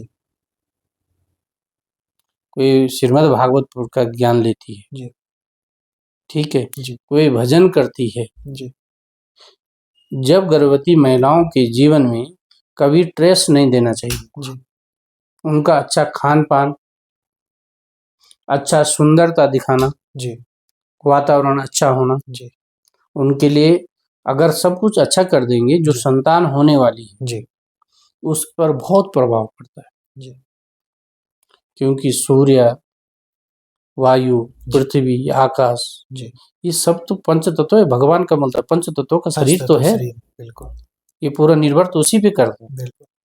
हमने किसी की मूर्ति को बना दिया और जी, मूर्ति की हम पूजा करेंगे, तो मूर्ति की पूजा करने पे हमने जब किसी चलचित्र को देखा तभी तो बनाएंगे। बिल्कुल, उससे पहले तो नहीं बना सकते। नहीं बना सकते। अब किसी व्यक्ति ने किसी भगवान को देखा है? जी, नहीं देखा होगा। हम आपसे क्वेश्चन करना चाहते जी, हैं कि पहले सतयुग आया, जी, त्रेता आया, जी, द्वापर आ गया। द्वापर में भगवान श्री कृष्ण थे बिल्कुल। और कलयुग में भगवान ने कहा कि मैं बैकुंठ धाम जा रहा हूँ जी, और मुझे मेरा जो स्वरूप है श्रीमद् भागवत वांग में स्वरूप श्री कृष्ण का है। जी, आपने भी पढ़ा, हमने भी पढ़ा, जी, सब संसार जान रही है। लेकिन आज वही वांग में श्री कृष्ण श्रीमद् भागवत व्यास पीठ को किस तरीके के पूरी दुनिया यूज कर रही है, ये बहुत बड़ा चिंतनीय विषय है, चिंता का विषय है। तो ये विषय हमारा जो है यही कहता है कि हमें जो शास्त्र अध्ययन करने चाहिए वो प्रॉपर ढंग से करनी चाहिए, जी, पारिवारिक के उसमें करनी चाहिए। आजकल जो टेक्निकल हो गए, मोबाइल फोन आ गए, उनसे लोगों के बच्चों के विहीन हो रहे हैं। जी, आजकल छोटा बच्चा हो रहा, रो रहे, तुरंत मोबाइल पकड़ा देता है। जी, अब जो उसको जब तक वो मोबाइल देखेगा तब तक उसका माइंड वही है। जी, बिल्कुल। तो शोधकर्ताओं ने बोला कि आने वाली जो पीढ़ी है 20 साल बाद जो है कम से कम 40% लोग पागल होंगे। हाँ, मन में इतने सारे विचार होंगे, हर चीज होगी, तो हो गए ना। जरूरत से ज्यादा इस्तेमाल अब जब हम लोग भी है, हम अगर सुबह से शाम तक फोन बंद है तो हम इसको 4 बार देखेंगे, आज किसी का फोन क्यों हाँ, नहीं है? बिल्कुल। क्यों? आदत पड़ी है ना, उसको 24 घंटा हाथ में रखे। जितना हम इसका लगाव कर रहे हैं जी, उससे ज्यादा अगर हम लगाव किसी शास्त्र धर्म का जी, या किसी के प्रति करेंगे तो कितना प्रेम देगा, शांति भी देगा। जी, और ये तो उलझन देगा, किसी का फोन भेजा जाए कोई बता देगा, ये तो वही हो गए उलझन। तो इसलिए शास्त्र पढ़ने चाहिए, अध्ययन करना चाहिए, स्वाध्याय करना चाहिए जी, और उससे हमें ज्ञान मिलेगा। और ज्ञान किस चीज के लिए बनेगा? अपने जीवन के के लिए, विकास के लिए बनेगा। बिल्कुल। ज्ञान ऐसा नहीं कि दूसरे को गलत कह दो, ज्ञान ऐसे के लिए नहीं। जी, ज्ञान इजाजत नहीं देता नहीं है कि किसी को भला कह दूं, कोई जी, बुरा कह दूं। जी, ज्ञान स्वयं की जानने के लिए है। जी, और जब ज्ञान आएगा तब हम दूसरे को भी रास्ता बता सकते हैं। जी, बिल्कुल। और हमें ही जानकारी नहीं तो हम किसी को क्या बता सकते हैं। स्वामी जी, ये मुझे इस बात से किस्सा भी याद आता है। महाभारत का जो उसमें एक दृश्य है हाँ जी। जिसमें अभिमन्यु का जो बात आई थी जब चक्रव्यूह भेदन किया था उसने, तो उस समय जब उसने बताया कि मैं चक्रव्यूह भेद सकता हूँ, तो वैसे तो जानते थे एक अर्जुन ही, जिसको पता था। लेकिन जब अभिमन्यु ने ये बात बताई तो युधिष्ठिर जी ने ये पूछा था कि अब तुम्हें कैसे पता है इस चीज का? हम्म, तो तब उन्होंने ये कहा था कि भाई मैंने अपनी माँ के पेट में गर्भ। ये बात, गर्भ में जब मैं था तब मैंने ये अपने पिताश्री से ये बात, उनके जब वो बात करे थे किस तरह से चक्रव्यूह भेदेंगे, तो तब मैंने ये बात सुनी थी। क्या आज भी ये चीज है कि मान लीजिए जब बच्चा डेवलपमेंट में है, विकास में है, बच्चे के सारा शरीर बन चुका है, तो डिलीवरी का समय भी होता है, तो उस समय अगर कोई माँ कोई ऐसी भागवत क्या बात कर रहे हैं, रामायण क्या बात कर रहे हैं, तो क्या वो बच्चा भी उसको कंठस्थ कर सकता है? बहुत सारी जगह हुए और जी बहुत सारी जगह हुई। अभी जी एक आप सोशल मीडिया पे देख सकते हैं, जी निग्रहाचार्य करके जी स्वामी भगवंतानंद कहते हैं, जी और निग्रहाचार्य करके वो करते हैं। जी और वो ये अकेले ऐसे, मैं अभी जितनी मेरी लाइफ है मैंने जी अकेले ऐसे प्राणी देखे हैं जी जो सबका विरोध करते हैं। जी और विरोध किसके आधार पर करते हैं? ज्ञान के आधार पर करते जी हैं। उनको किसी से कोई दुश्मनी नहीं है जी कि कोई शंकराचार्य हो, जी कोई अखाड़े का व्यक्ति हो, जी कोई भी ढोंग रचने वाला पाखंडी हो, चाहे कुछ भी है, कुछ भी। वो एकदम बोल देते हैं और उसका विरोध हो जाए मीडिया के सामने करते हैं, जी तो लोग उनके विरोध हो जाते हैं। जी उनको एफआईआर दर्ज हुई है पर जी हुआ कुछ नहीं उनका, जी क्योंकि उन्होंने भी आसाम की जंगलों की माँ कामाख्या के भूमि पर जी 8 वर्ष तक बहुत जो है अच्छी ढंग से साधना स्वाध्याय किया है, जी तप किया है। जी और जब वो 8 साल के थे जी तब उनको बता रहे थे कि मुझे जो है दुर्गा सप्तशती हुआ, गीता का पाठ हुआ, ये जी पूरा कंठस्थ था जी 8 साल के बच्चे को। जी तो ये कहीं ना कहीं तो आते। उनके पिता भी एक ब्राह्मण थे, जी पुजारी थे। तो जब घर में जब हमारा वही संस्कार पर डिपेंड हो गया जी ना। बिल्कुल। पहले जो हमारे माएँ होती थी, जब जी बच्चा हो तो उसको लोरी सुनाती थी, सुनाते थे बिल्कुल। लोरी सुनाती थी, नाते रिश्तेदारी बिल्कुल सब कुछ सारे। करती। जी आज किसी बच्चों को पूछे तेरा नाना कौन है, बताएगा? नहीं बताओ। ये संबंध खत्म हो गए, ये मोबाइल ने छीन लिए हमारी। बिल्कुल। तो विकास और विनाश दोनों एक साथ, दोनों शब्द एक साथ हैं। जी वो हमें तय करना पड़ेगा कि विकास के साथ हमें क्या करना है, क्या नहीं करना है। वहीं पर आदमी भूल खा जाता है और उस भूल के कारण जिंदगी बर्बाद हो जाती है। इसलिए हमको जो है अपने नियम और संयम के अनुसार या घर में नियमित कुछ न कुछ चलाएं। जी स्वामी जी एक सवाल मेरे मन में और है कि हमारे सनातन धर्म में गाय का जो स्थान है वो गौ माता बोलते हैं, एक माता मानते हैं। क्या ज्योतिष शास्त्र में भी ऐसा आपके जो है कि कुछ रेमेडीज होती है जिससे हम घर में सभी रखते हैं? आजकल तो बहुत बुरा हाल है लोगों का, ठीक है, वो तो मैं बताना भी नहीं चाहता, सबको मालूम ही है। लेकिन क्या ऐसा भी होता है कि जैसे घर में आपके गाय हैं तो आपके ग्रह कष्ट जो आपके परिवार पे है, तो क्या उसमें भी कोई राहत मिलती है इन चीजों से? बहुत रात, इसीलिए तो गोदान क्यों कहा गया? जी गोदान जो शब्द है जी क्यों कहा जाता है गोदान? जब कन्या का होता है तो कन्या को भी गोदान कहते हैं। जी कन्यादान कहते हैं गोदान देने। जी अब यहाँ पर करते हैं नहीं करते हैं, लेकिन गोदान भी देते हैं, कहते हैं, बिल्कुल साथ में करते हैं। हाँ जी गोदान देते हैं। बिल्कुल। और गोदान के लिए गंगा, गाय और गायत्री जी तीनों ही मानव जीवन का मूल आधार है। जी गायत्री से शुद्ध होता है, प्यूरिफाई होता है आदमी। जी आत्मशुद्धि भी उसी से होती है। जी गंगा जल लेके आओ, 100 साल तक जल रखो, कभी खराब नहीं होता। जी बिल्कुल। अब इधर नालों का पानी भर लोगे तुरंत खराब हो जाएगा। तो ये चीज हो गई है कि हम लोग गंगा, गायत्री और गौ में नहीं जा रहे हैं। ये हमने छोड़ दिए, जी गाय को छोड़ दिया। जी बिल्कुल। गायत्री कोई करता नहीं है। जी पहले तो सब करते थे, बिल्कुल। ब्राह्मण,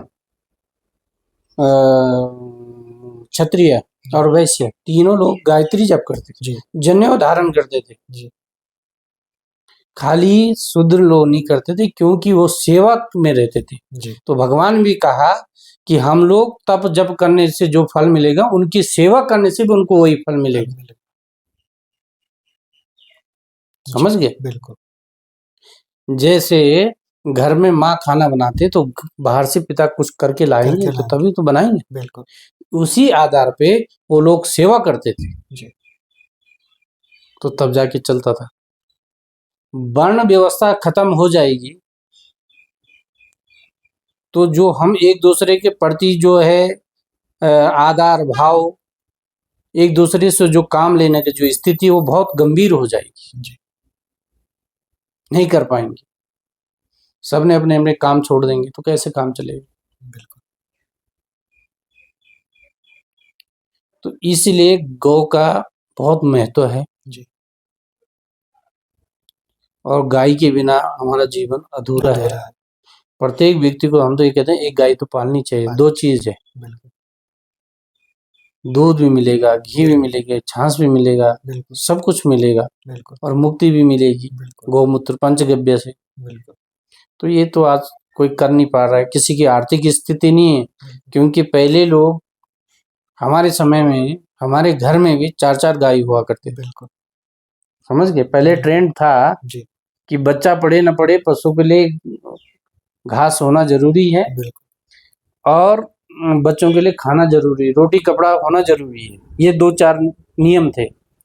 लेकिन अब धीरे धीरे विकास बना। विकास क्या बना? शादी हो गई, बिल्कुल बच्चा हुआ, बहू को ले जाके मार्केट में जा रहे हैं बच्चा पढ़ाने, मार्केट में बढ़िया स्कूल में पढ़ाने। बिल्कुल अब बढ़िया स्कूल में क्या पढ़ेगा? क्योंकि जो स्कूल हो गए वो प्राइवेट के गोरख धंधे में हो गए। बिल्कुल तो प्राइवेट स्कूल क्या दे गए हैं, वो वहां पर जो संस्कार नहीं दे पाते। नहीं पाते। अब बच्चा जब वो दादा दादी से अलग जाके माँ के पास रहेगा, और माँ जब दिन भर फोन चलाएगी तो बच्चों को क्या सिखाएगी? बिल्कुल तो हमारी मूल प्रवृत्ति कहाँ से बदल गई? हमारी इच्छाओं से। जी और इच्छाएं क्या हो गए? देखा देखी का गेम हो गया। हमने देख रहा है, आपने कार ला दी, मैं भी कार लेके आऊंगा, चाहे कर्जे से लेके आऊंगा, लेके आऊंगा, बिल्कुल क्योंकि आपके बगल में मेरी कार खड़ी होनी चाहिए। जी बिल्कुल तो लोग क्या है, इच्छा तो प्रबल हो गई, जानना चाहते नहीं, कर्म करना नहीं चाहते। बिल्कुल कैसे होगा? पड़ोसी का लड़का डॉक्टर बना, मैं भी अपने बेटे को बाजार ले जाऊंगा और पढ़ाऊंगा, ऐसी मनोवृत्ति हो गई। लेकिन डॉक्टर बनाने के लिए उसने पहले से तैयारी की है ना। बिल्कुल एक दिन में कुछ नहीं हुआ। बच्चा भी पैदा होता तो 9 महीने तक गर्भ में रहता है, बिल्कुल और फसल भी बोते हैं तो 3-4 महीने के बाद निकलती है। निकलती है। समझ गए? बिल्कुल तो आकस्मिक कुछ कुछ चीजें होती, एकदम सब चीजें नहीं होती हैं। इसलिए हम सब लोगों को वो करना चाहिए कि गाय को भी पालना चाहिए, जी। गायत्री का जब वो भी करना करना चाहिए। जी और लेकिन गायत्री का जप जो है लोग ऊंचे स्वर में करते हैं, वो भी नहीं करना चाहिए। संस्कार कैसे होंगे? जब बीज ही खराब बहुत है सारी चीजें हैं, तो बिल्कुल लेकिन पौधे अब में तो बीमारी होगी। नहीं हो। जिसको अगर किसी को बताएंगे भी तो वो बोलेगा नहीं, ये तो ज्ञान दे रहे हैं, क्यों? कोई सुनने के लिए राजी नहीं, राजी नहीं। सच्चाई कोई जानना नहीं चाहता। नहीं। वो जिस अंधकार में जी रहा है उसी में वो अच्छा जान रहा है। अच्छा पहले के लोग इतने मजबूत थे कि वो नंगे पैर चलते थे, कुछ नहीं होता। आज का व्यक्ति अगर 4 किलोमीटर पैदल चल के, क्या 1 किलोमीटर भी नंगे पाँव नहीं चल सकता है। जी बिल्कुल मैंने 6 किलोमीटर यमुनोत्री के नंगे पाँव पैदल यात्रा की। आज के बच्चे कोई जा सकते हैं? नहीं जा सकते। नहीं जा सकते। तो ये सारी चीजें, बहुत सारी चीज हम लोगों की मूल संस्कृति आधार घर पे आ गई है।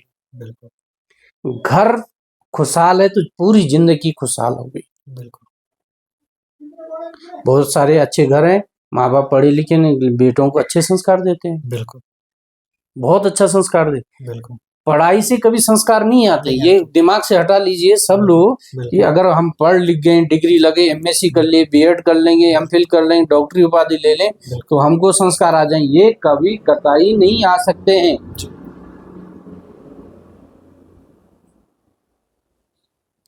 और मैं तो कह रहा हूँ, जिसकी माँ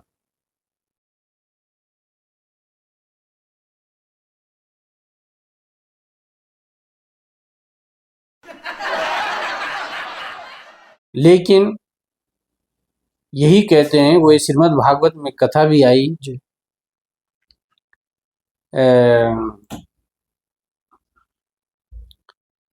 गोकर्ण की जी और धुंधकारी की, धुंधली की, आत्मदेव की। तो वहीं पर आत्मदेव ब्राह्मण जी ने संतान नहीं हुई तो चले गए, भाई मैं ये अब आत्महत्या करनी, कहीं तालाब के किनारे चले गए। वहां पर कोई साधु वेश भगवान रूप में आ गए विराट में। उन्होंने कहा क्यों बैठे साहब, कि हमारे संतान नहीं हो रही, बहुत प्रयास किए नहीं हो रही, जी अब तो मैं तो मरूंगा ही। अरे भाई वो मरना क्यों है, इधर आओ भाई, आपकी तो कभी इस जन्म के 7 जन्म तक संतान नहीं हो सकती। फिर बोले नहीं, फिर वो पीछा करने लगे आत्मदेव ब्राह्मण संत का। संत ने बोला जाओ, अगर ऐसी कृपा है तो मैं अपनी इष्ट कृपा, इसको कहते हैं इष्ट कृपा, जी इसको कहते हैं साधना। जी उन्होंने अपनी इष्ट कृपा से उनको एक फल दिया कि जा अपनी पत्नी को खिलाना, और पत्नी तुम्हारी गर्भवती होगी। और अब वो आई, वो धुंधकारी की अमन, जतो नाम ततो गुण, गुणवान नहीं थी, काम करने से निठली थी, गलत गलत विचार करनी थी, एक दूसरे की चुगली करना, ये सब कुछ करना, ये था। उसने आया आत्मनिर्भर ने कहा भाई कि ये जो फल लेके आए हैं आपको संत ने दिया, और ऐसे खाना हमारी संतान होगी। अब उसने वो फल तो ले लिया, रख दिया कहीं छुपा के। अब वो दिमाग चलाने लगी कि इसके फल खाऊंगा, गर्भवती हो जाऊंगी, पेट बड़ा हो जाएगा, दर्द होगा, कैसे सहन करूंगी, बैठ नहीं पाऊंगी, खा नहीं पाऊंगी, असहनीय दर्द होगा। ऐसे विकल्प उसने माइंड में रचे। जी किससे? मन में रचे।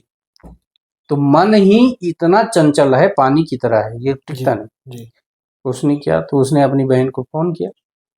अब फोन तो आज के जमाने में, वहां उस समय आत्मशक्ति होती थी, जी आत्मशक्ति तार कहते हैं, जी या किसी के द्वारा ये होता था, मिलन होता था। तो उस समय जो शक्तियां थी लोगों के पास, उससे करते थे। तो वो जाके जब किया तो उसने बोला भाई मेरा भी बच्चा होने वाला है, तो ऐसा करना, मेरा गर्भ ले जाना, मैं जब होगा खड़ा, और वो फल गाय को। अब उसने बोला कि जैसे मेरा बच्चा रुकेगा वैसे तो उसको रुक गया। अब उसका बच्चा हो गया, उसका बच्चा हो गया क्या? धुंधकारी साहब, जी धुंधली से धुंधकारी, धुंधली का बच्चा धुंधकारी। अब उसने वो ले लिया बच्चा, पति को बोल दिया साहब मेरा बहाना कर दिया, कपड़ा बांध दिया, दर्द हो रहा, अलाना हो रहा, फलाना हो रहा। अब ब्राह्मण तो तपस्या थी, जी वो तो क्या मन।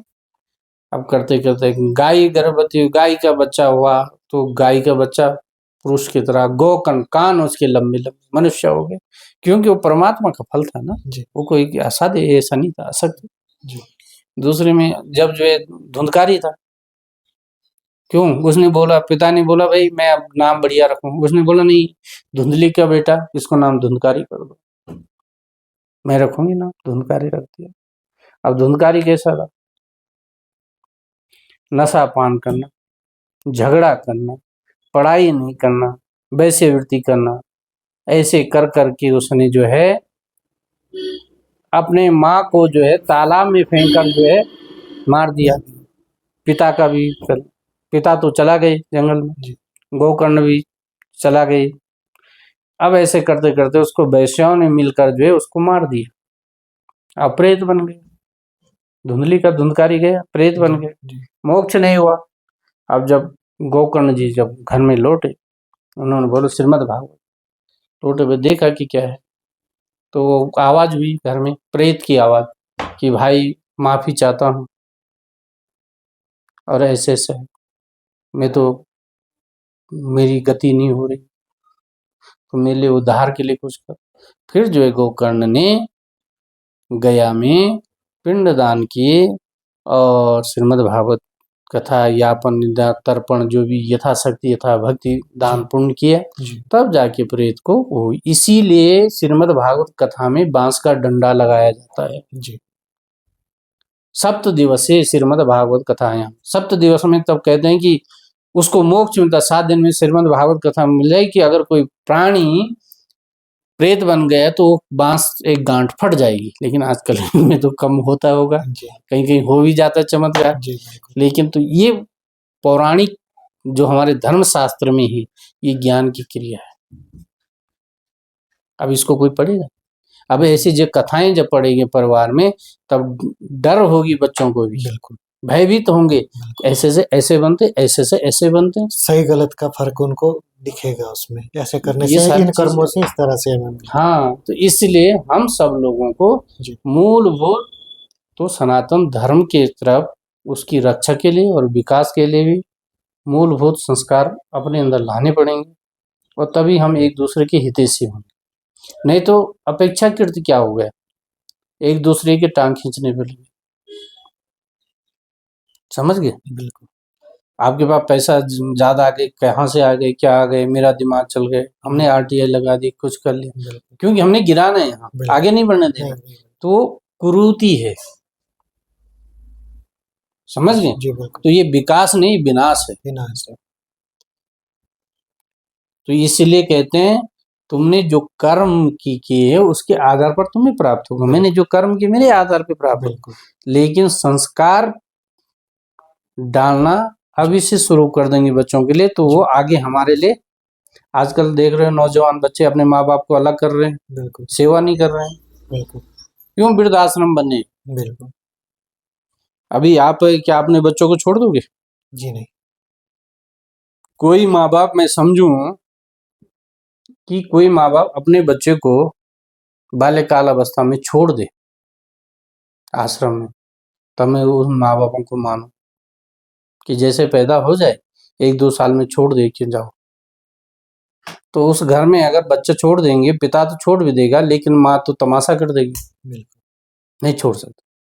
लेकिन वही पत्नी अपने सास ससुर को मजबूर कर देती कि वो वृद्धाश्रम में चले जाए। बिल्कुल क्यों? तब इसीलिए कहते हैं संस्कार, संस्कार, संस्कृति, रीति रिवाज ये तय होते हैं हमारे मूलभूत घर से। इसीलिए घर क्यों बनाया? घर का मतलब वही मूलभूत अगर सही है तो सब कुछ हमारे जीवन।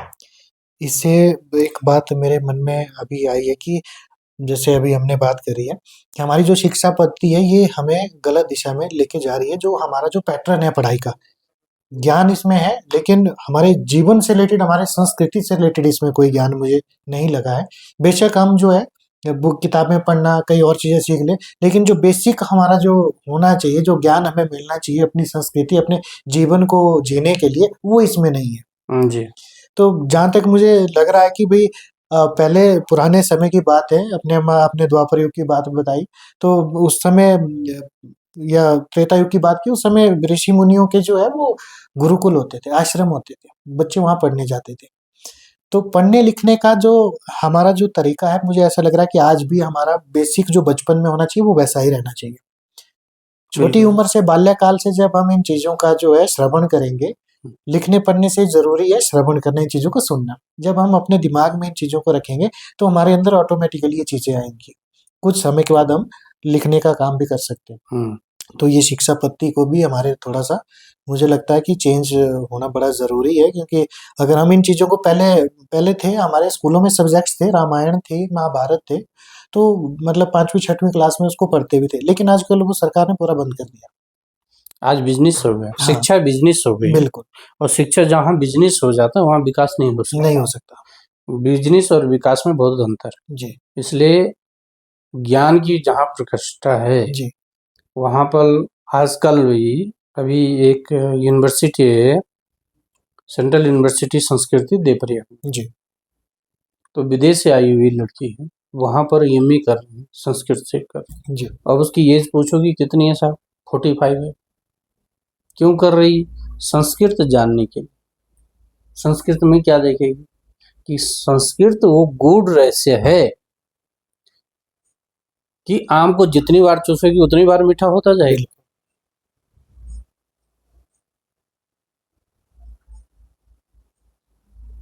मैं कई बार जब कभी भोजन कर लिया जी और जैसे 9-10 बजे बैठ गए ना, जी तो कभी कभी मूड हो गए, पढ़ लिया, तो टाइम का पता नहीं लगता, 1 बज गए, 12 बज गए, बिल्कुल सोना सुबह भी उठना है, बिल्कुल तो बड़ी दिक्कत हो जाती है। तो ये जो संस्कृत की जहाँ बात है, बहुत सारे लोग हैं यहाँ पर, कई लोगों ने मेरे से रामायण, श्रीमद् भागवत मंगा लिया है, जिनको संस्कृत में, वो हिंदी में पढ़ रहे हैं। क्यों पढ़ रहे हैं? ज्ञान तो कोई भी ले सकता है, ज्ञान के लिए किसी के लिए मना थोड़ी है।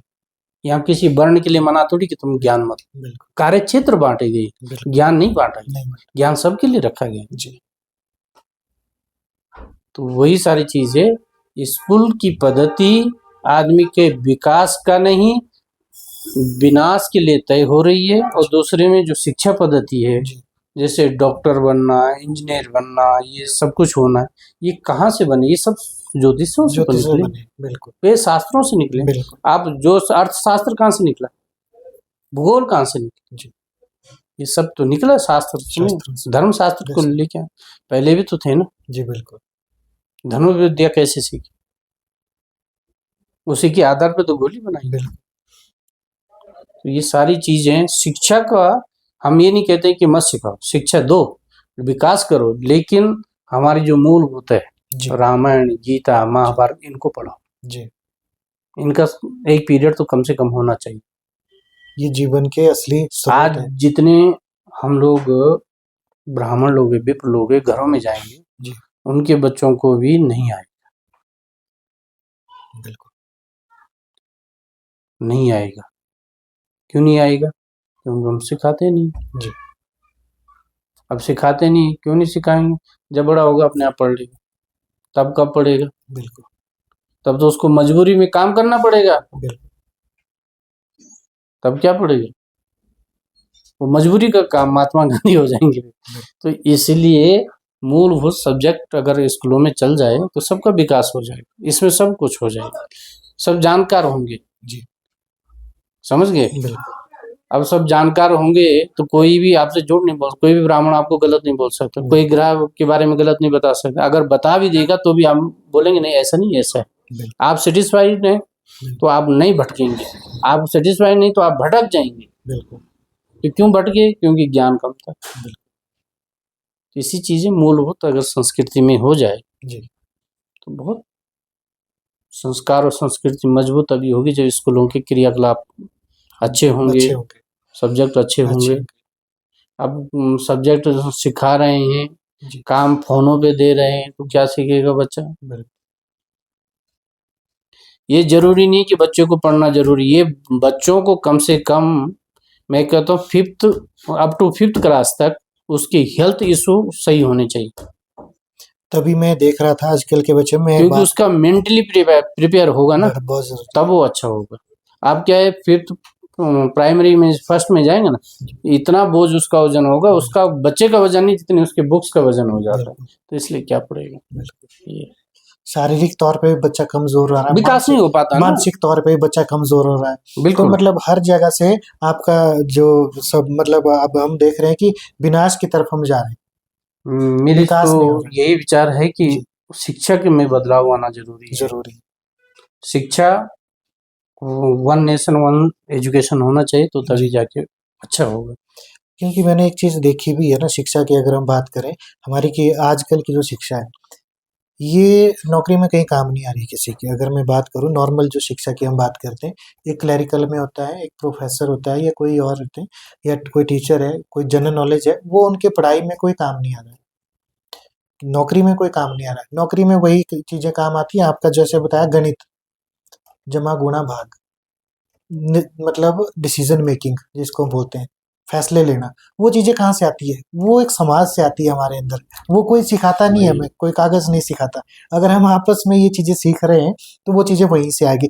जो जैसा आपने बताया कि संस्कार ही हमारे जीवन के आधार है, संस्कार नहीं है तो ये चीजें हमारे अंदर नहीं है। तो स्वामी जी, आपने इतना समय दिया और इतनी अच्छी जानकारी आपने, इतनी अच्छी बातें आपने हमारे दर्शकों के लिए दी, इसके लिए बहुत बहुत धन्यवाद। सब आपका धन्यवाद। और इसके लिए दोबारा से हम आपके पास आएंगे, कुछ बातें जो रह गई है हमारे दर्शक जानना चाहेंगे, एक बार पुनः हम आपके साथ पॉडकास्ट करने के लिए तैयार हैं। ठीक है, धन्यवाद।